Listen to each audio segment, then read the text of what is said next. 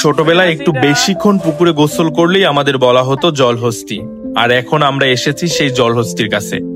কিন্তু ভাই, ওদের দেহ দেখে আমার খুব মায়া হইতেছিল। এত বড় দেহ নিয়া এত ছোট ছোট পা দিয়া কিভাবে হাঁটে?